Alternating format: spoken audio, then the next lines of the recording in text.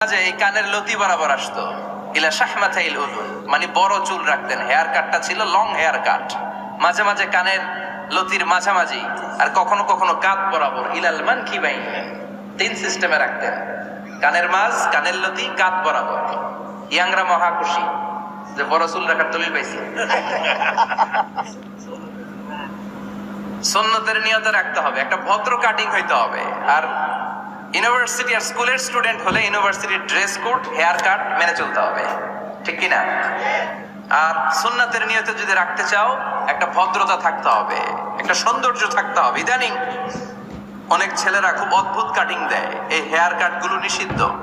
একটা hair cut আছে কাজাহ, নাহা রাসূলুল্লাহি আনিল কাজাহ, বিশ্বনবী কাজাহ কাটিং দিতে নিষেধ করেছেন। কাজাহ মানে চুলের কিছু অংশ ট্রিম করে চামড়ার সাথে লাগানো, কিছু অংশ বড় বড়, এরকম আছে না নাই?